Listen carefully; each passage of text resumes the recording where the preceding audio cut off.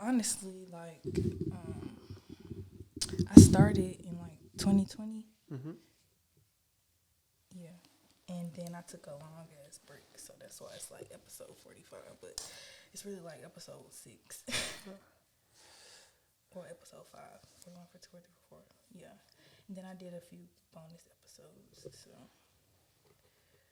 okay. All right. Okay, here we go. Welcome back to In Our Lane podcast. I'm your host, Emmeisha, and today I have a special guest here. His name is Jaleel. Can you go ahead and introduce yourself?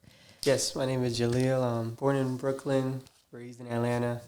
I do real estate. I have a clothing brand, and yeah. Okay, so me and Jaleel met in high school. Yeah. We went to Creekside High School, so hey, Creekside fam, if you remember us, what's up? But anywho, let's just go ahead and jump into this topic of the day. I wanted to talk about, because your brand is Nerd Square, I just wanted to talk about the popular versus the nerd. So what makes the difference between, I guess, what is this big deal about, like, the popular kids versus the nerds and all that good stuff? Okay, so I would say the popular kids is more culturally correct, and the nerd kids is more outcast, more overlooked group of people. So as far as materialism, as far as flashiness, as far as sports, as far as the music, it's a different taste. It's something that's not as put on the forefront, especially in our culture. So I would say everything else outside of what is culturally accepted would be considered nerd. Something different, something out there. Okay, so what would you categorize me as? Like, was I a part of the popular kids or was I a nerd? You was part of the popular kids. We weren't in the same circle. Really? No. How? We weren't in the same circle. Well, first of all, we were in different classes. We weren't in the same circle regardless. What do you think you was? What do you think you were? What would you say? I feel like I was a mixture of both. Like, I feel like I hung out with both crowds. I feel like I was like, I knew everybody. So I feel like. You feel like we knew each other? I knew of you. Okay. Like, I feel like we, in passing. Okay. Because you did JRTC too. You was at JRTC? Yes. All 4 years? No, I think I just did 2 years. Okay. How did I even know? Really? I knew that you was in JRTC, but I was in charge of JRTC. Exactly, so that means you should know that I was in JRTC. How you in charge? You didn't even know that I was there. I had no idea. I didn't do like the competitions and stuff like that. I just did the class. What year? Like 9, 10? I think I did 10th and 11th grade. Yeah, I had no idea. That's crazy. Yeah, that uniform was getting on my nerves, so I had to go. And then Colonel, he swore that I was going to enlist into the Army, and I was like, that's not happening. I still keep in contact with Colonel. I love him. Yeah. I miss him. We're working on a scholarship. Really? Tell him I said hello. But yeah, so as you guys see, I don't categorize as a nerd, so it's okay. I thought that I was cooler with everybody than I really was, but it's fine. So let's talk about it. Okay, so I wanted to talk about, when did everything start aligning for you as far as your business and everything? And the reason why I want to say this is because for me, it has been an on and off thing for me with this podcast and everything. And whenever I would try to start it up and really be consistent with it, things just wasn't aligning. Like, I wasn't finding the right studio home. I just couldn't really get guests to actually show up. The views was up and down. Like, my MacBook was not syncing correctly and everything just wasn't moving smoothly. Everything just wasn't aligning together to make it one easy process for me. So I just wanted to know, like, when did everything start just aligning and getting together for you? I think stuff started getting really, really better when I came back from my AIT, And because I'm in the Army Reserves, so my AIT was 9 months. So when I came back, I started going to school at Georgia State, and then I started vending every single Wednesday at Georgia So State. you went to Georgia State, and we ran into each other a few times. Yeah, we ran into so each you other. remember that? Yeah, though, I remember right? that. Oh, Yeah. okay. So that's when I started really being vending at Georgia State, seeing everybody walking up to my table. That was my first time really out there, and I feel like from that point forward, I started getting better at the clothing, getting better at the marketing. Started selling online. So yeah, I started selling since I was in high school, but it wasn't until after all that I feel like I really got into my niche more. Yeah, I remember you being a businessman in high school. I was selling candy. Yeah, I remember. So that's good. So I just wanted to talk more about. First of all, let's just go ahead and get into the next segment. Places to go, things to do. You have an Airbnb. You guys can book the Ultimate Nerd Square experience. Before I have a guest, I always, look on their Instagram, look on their website, and just do my research so that I can have this conversation. And I was just like, I knew you had the clothing line, but I didn't know about the Airbnb. And I was just like, what? You really out here? I don't just have an Airbnb. I have another. Hold on, excuse me, then.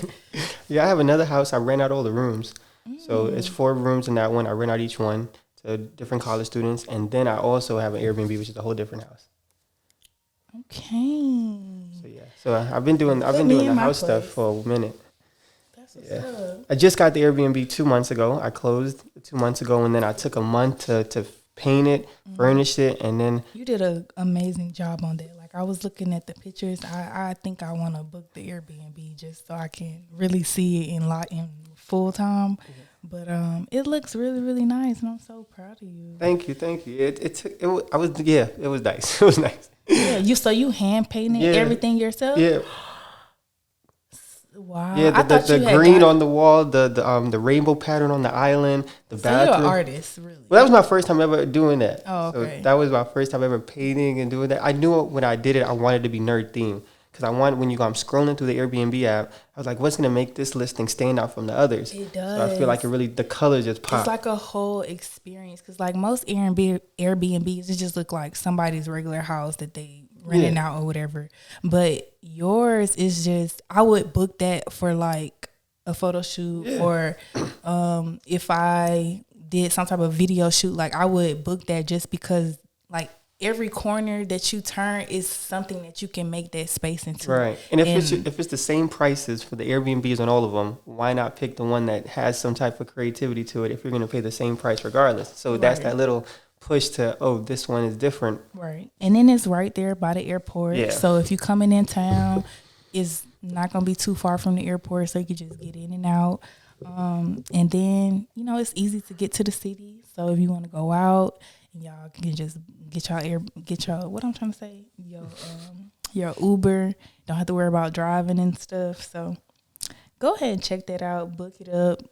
Get his calendar full, y'all, please. All right, so Emmeisha's playlist. So today my song is, dang, I can't pull up my phone, so I gotta pull it up over here.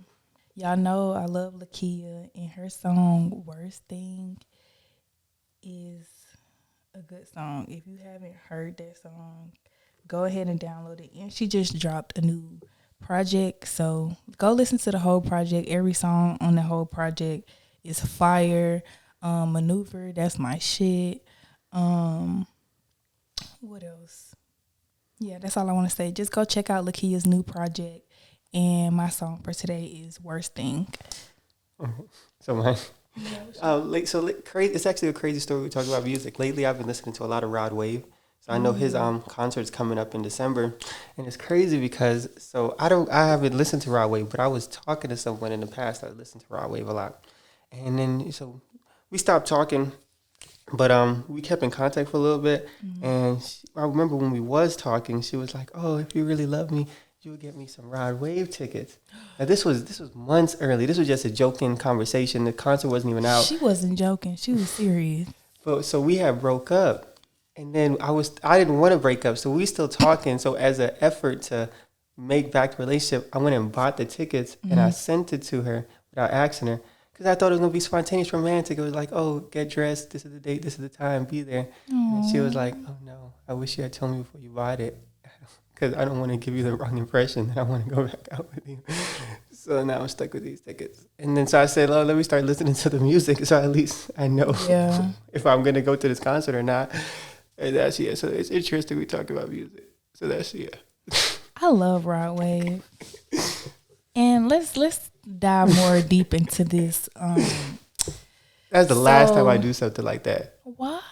Because you just see on social media, they be like, oh, I would have it booked, have the time, location. And do. Yes. And it's not. I don't know what's wrong with her because I would have been like, yes.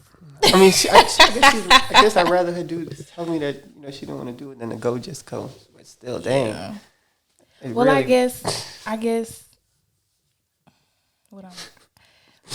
guess she just really just don't want to give you the wrong impression, and she's right for saying that instead of taking it and then after the fact telling you like, all right, bye, thanks for the tickets, Yeah. But so that was mature on her part.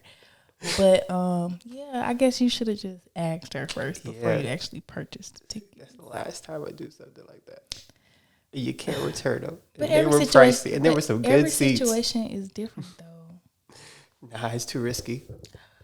You can't let one situation ruin everybody else. Because what if somebody else come along, and then now you got this attitude? And so sad.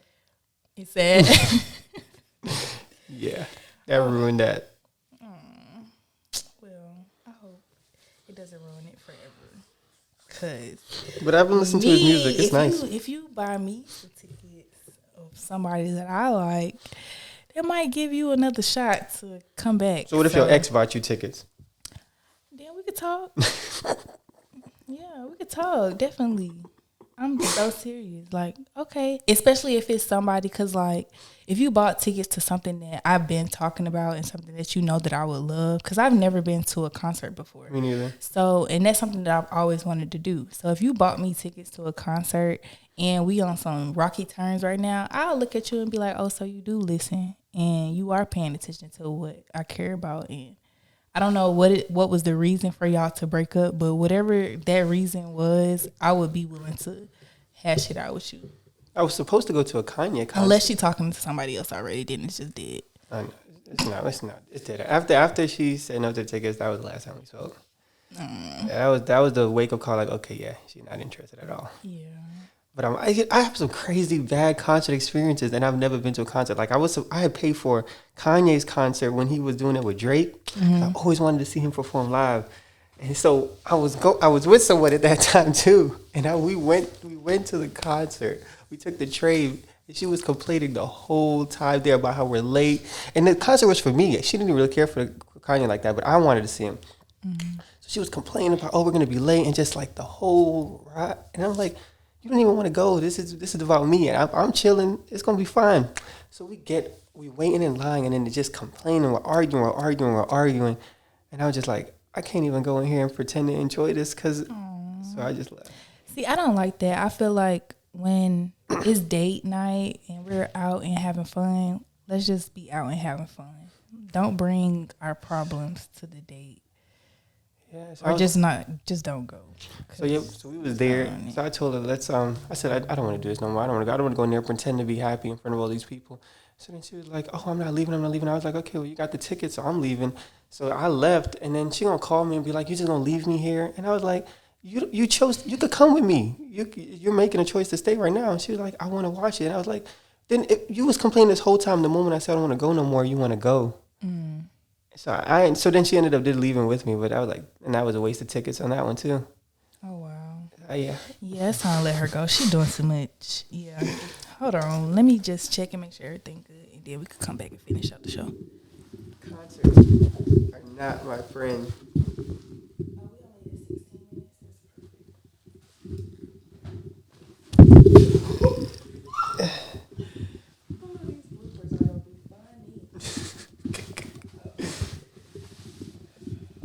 Damn, yeah, you got to go to a concert.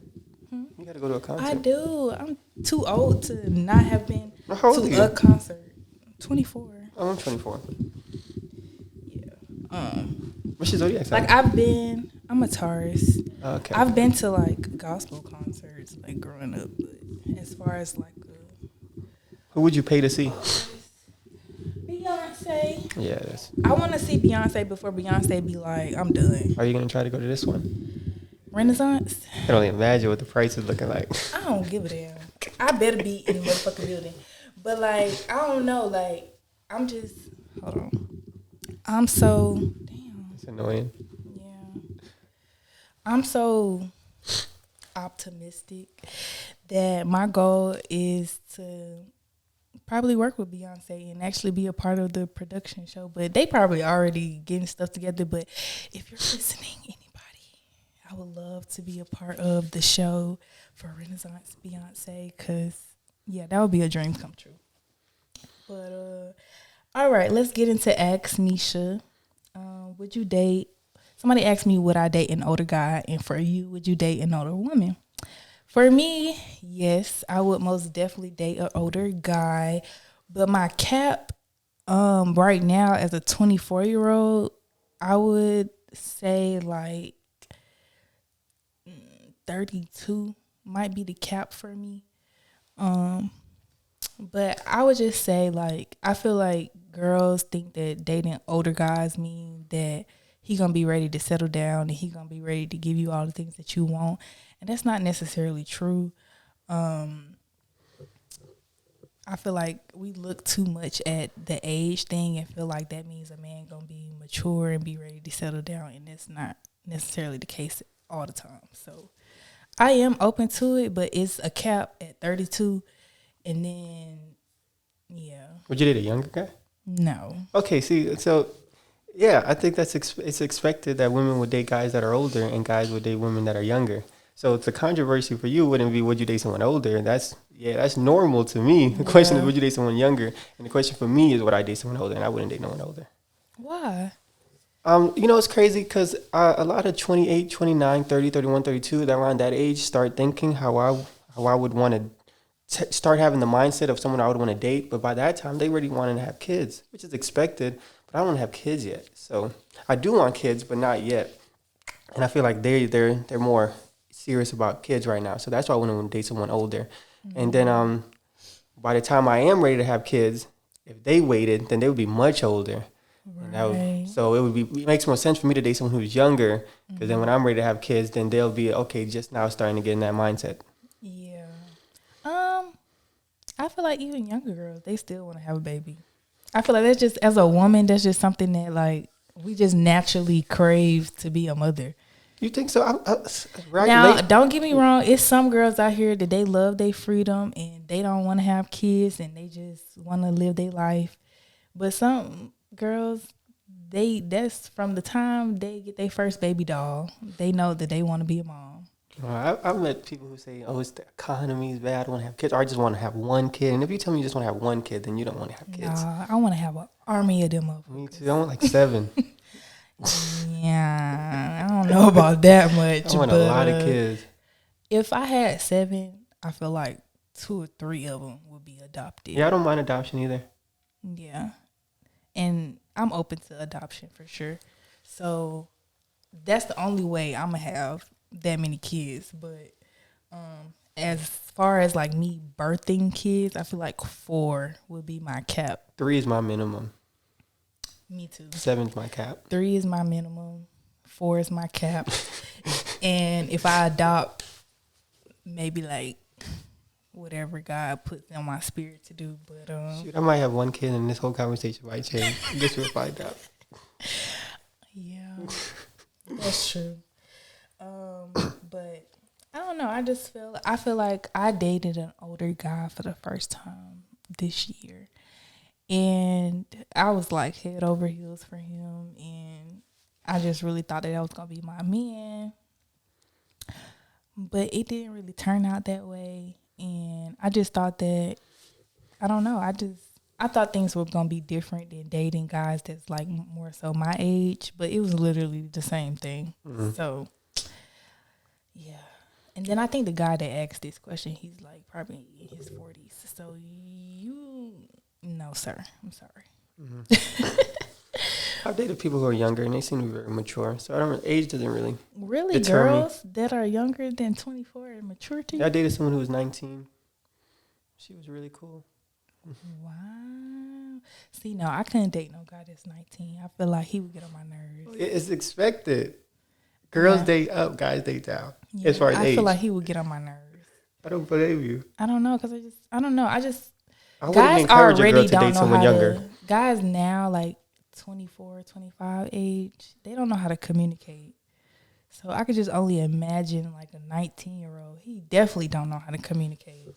Nah, he gotta get time. He gotta get his money right. He gotta get his mindset right. So that's what it is. Guys are just worried about themselves personally. I feel like if a man isn't financially if he's not financially secure or financially comfortable with his financial status, then he can't take a relationship seriously. So he's just leaving around or just dating or not expecting anything, because if he feels like he's not secure in his finances, then he will feel like you won't respect him financially. That's not true, though. And if like, he feels like you don't respect him financially, then why would he? Then he's not going to take a relationship seriously, and that takes time.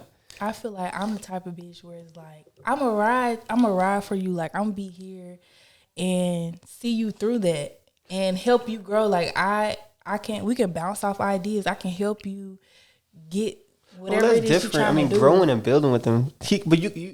I can be on my way to make money and still be financially comfortable with my status, even though I don't have the money, but I know what's going there. I know my work ethic. I know what I'm building to.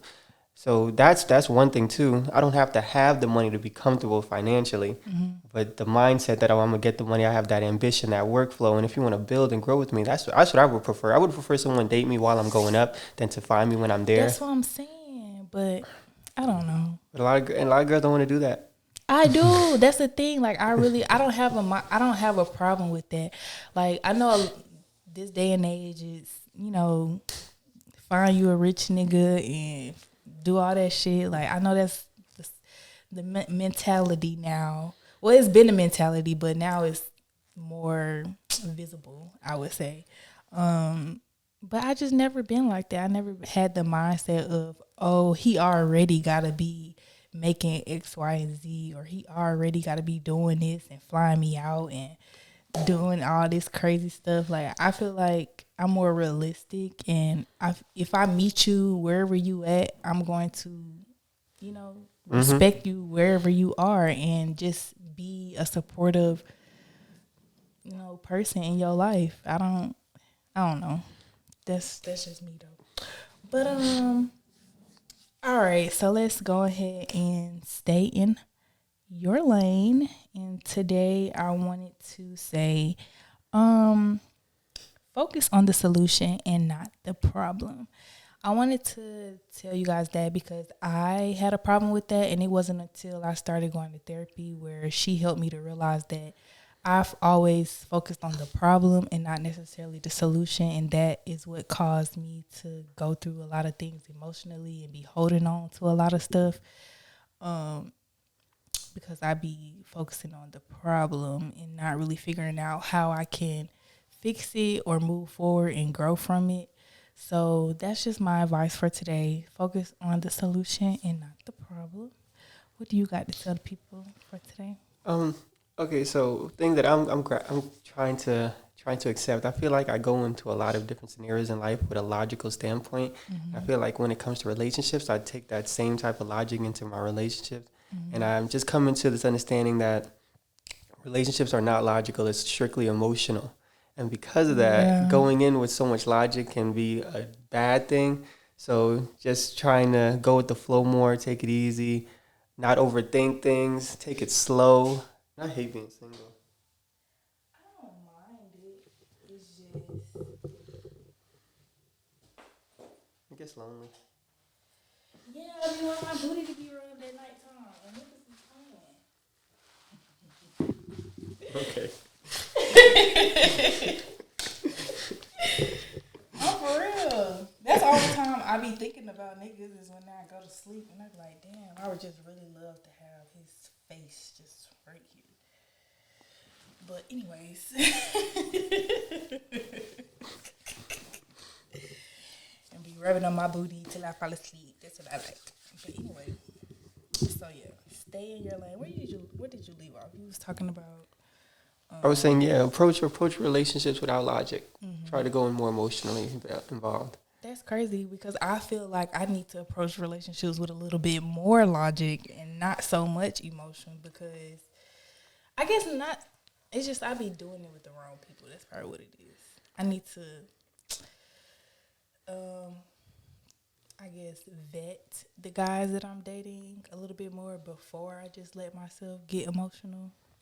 But I don't know. My mindset was like, when it comes to school, work, and passions, and any other area of your life, you have a mindset where the more work you put in, the better the outcome. But when it comes to relationships, I think a lot of people have it'll just happen, or if it's meant to be, it's meant to be, or you'll just find the right one. So in my mind, I'm like, when it comes to relationship, we just think this long term thing is just supposed to just fall out the sky, but we don't have that same type of mindset with any other areas of our lives.